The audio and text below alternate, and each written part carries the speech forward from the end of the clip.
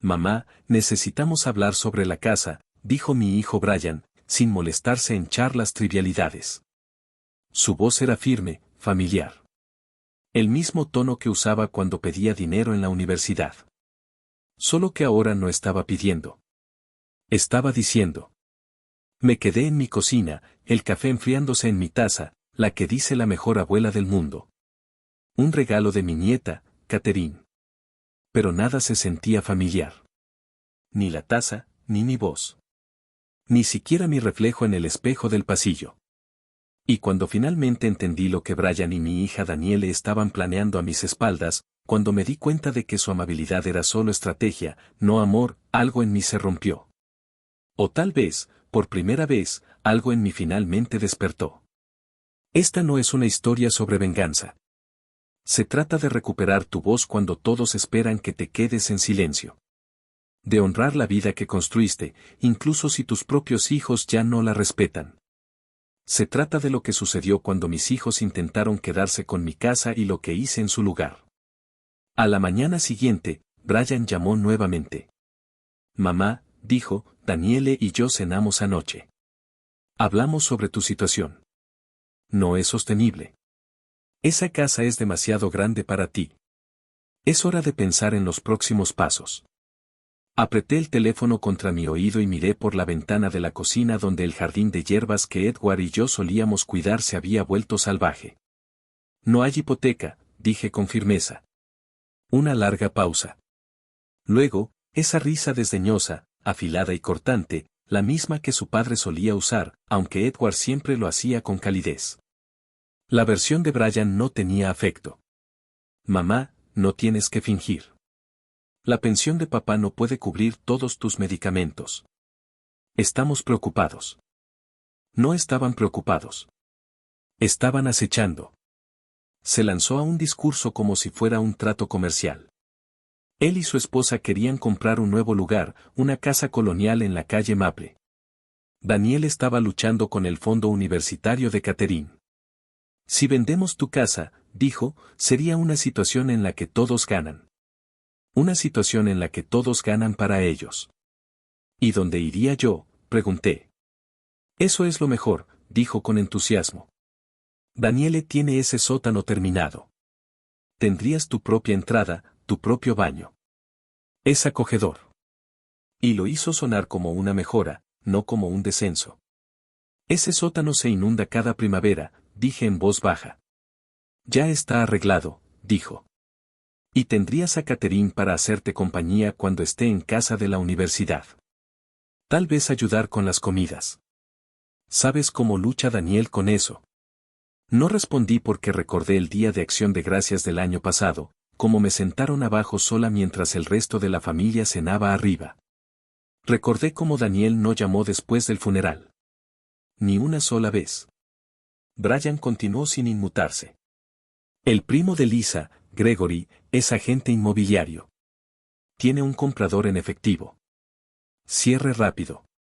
Podríamos terminar todo esto en un mes. Empezar de nuevo. Lo dijo como si me estuviera haciendo un favor, como si borrar 3 décadas de recuerdos y matrimonio fuera solo otro ítem en una lista de verificación. Mamá, dijo, te decimos esto porque nos importas. Pero lo que realmente quería decir era, queremos tu casa y no te lo estamos pidiendo. Esa tarde, mi teléfono vibró con un mensaje de Daniele. Mamá, Brian me habló sobre la casa. Sé que es difícil, pero es lo mejor. Catherine está muy emocionada de tener a la abuela viviendo más cerca. No puedo esperar a hablar de los detalles.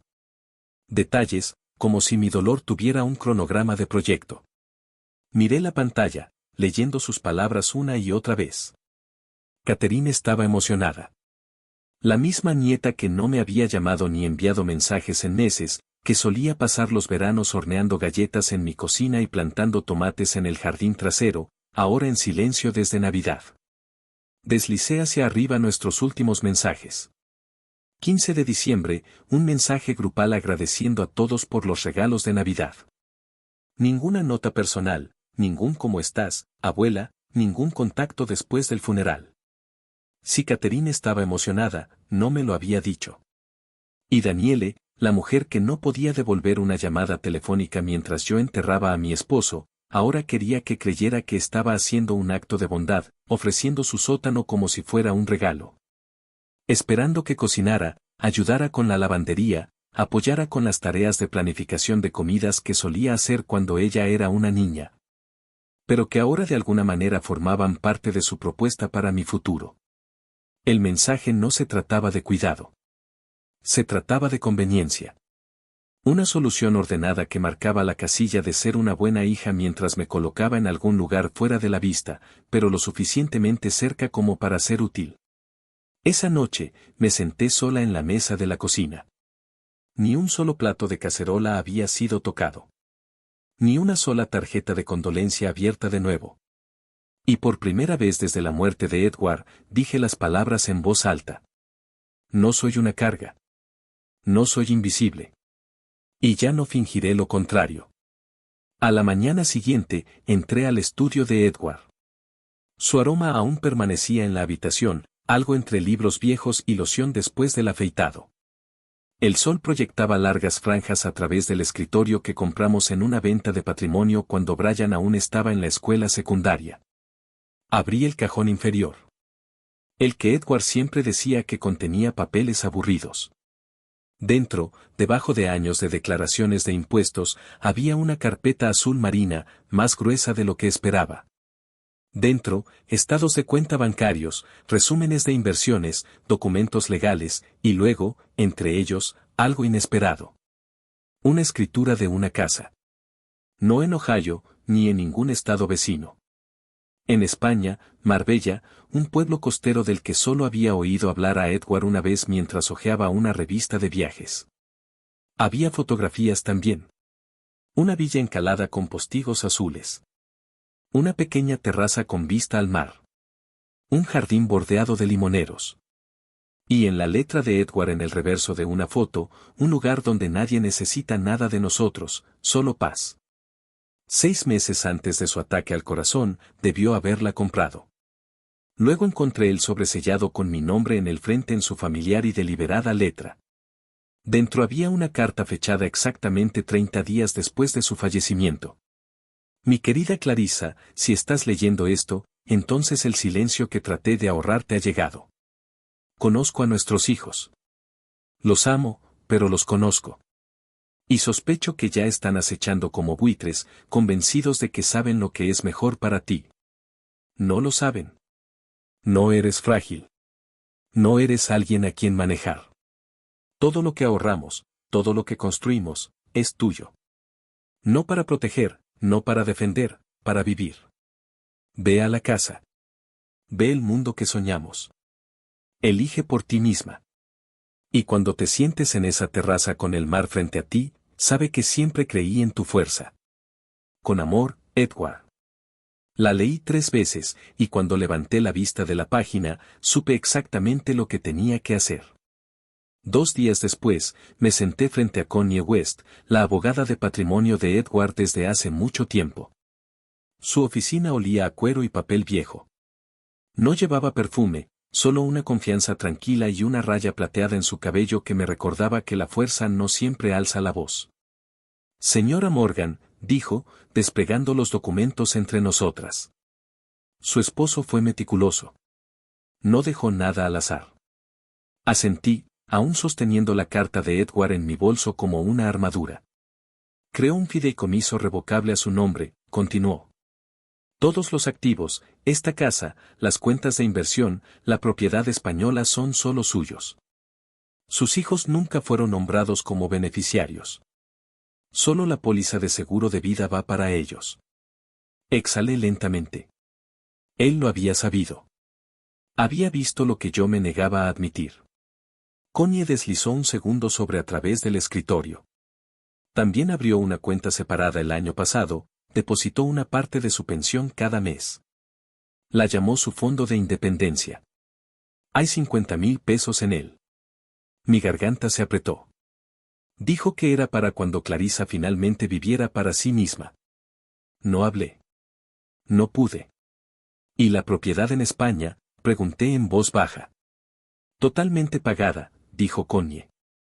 Usted tiene la propiedad legal. Russell incluso contrató a un administrador de propiedades local para mantenerla. La casa está en excelentes condiciones. Puede mudarse mañana si lo desea. Mudarse. Esa simple frase despertó algo profundo en mí. Porque por primera vez en años, alguien había hablado sobre mi futuro sin manejarlo, sin doblarlo en un favor o un sacrificio. No se trataba de lo que yo podía dar. Se trataba de a dónde podía ir. Connie se inclinó hacia adelante, su voz más suave ahora. ¿Quiere que prepare los documentos para reafirmar su propiedad? La miré directamente sin dudar. Sí, dije. Es hora. El camión de mudanzas llegó a las 7 de la mañana en punto, justo cuando el auto de Brian entraba a mi entrada. Lo observé desde la ventana de arriba mientras salía, aún vestido con el traje amarillo de negocios que su esposa Lisa había elegido para reuniones serias. Sostenía una carpeta manila gruesa con lo que supuse eran contratos de venta y divulgaciones de cierre. Ni siquiera había tocado la puerta cuando los mudadores comenzaron a cargar cajas. Lo encontré en la puerta vestida con el vestido rojo que Edward siempre amó. Mi cabello recién peinado. Sin lágrimas, sin disculpas. Mamá, dijo bruscamente. ¿Qué está pasando? Buenos días, Brian, dije con calma. Estoy haciendo que muevan algunas cosas. Pasó junto a mí sin esperar una invitación. Escaneando el pasillo. Sus ojos se posaron en las cajas etiquetadas apiladas junto a las escaleras. Estas son mías, dijo, señalando. Mis cosas de la infancia. ¿Por qué las estás empacando? Porque pensé que las querrías, dije. Los recuerdos son preciosos, y no los necesitaré donde voy. Sus cejas se fruncieron. No estás hablando en serio. Ni siquiera has firmado los documentos de venta todavía. El cliente de Gregory espera una respuesta antes del mediodía. No me inmuté. Brian, ¿dónde exactamente le dijiste a Gregory que iría el dinero de esta venta? ¿Ya lo dividiste tú y Daniel después de restar los pagos hipotecarios imaginarios y los costos de mantenimiento imaginarios? No respondió. No esperé. Asumiste que estaba luchando. ¿Pero se te ocurrió alguna vez preguntar qué me proporcionaba realmente la pensión de tu padre cada mes o cómo manejábamos nuestras inversiones o si quería quedarme en esta casa en la vida que construí? Mamá, estábamos tratando de ayudar. No, Brian, estaban tratando de manejarme como una hoja de cálculo, como un pasivo. Lo intentó de nuevo. Mira, admito que nos movimos demasiado rápido, pero no tienes que mudarte al sótano de Daniele. Te ayudaremos a encontrar un bonito apartamento, algo manejable. Lo miré directamente a los ojos.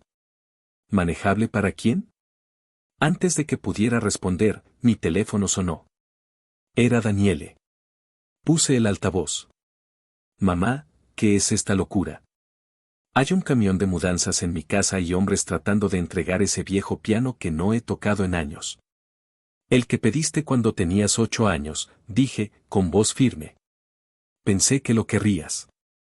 Dijiste que querías conservar los recuerdos. No quiero el piano, dijo bruscamente.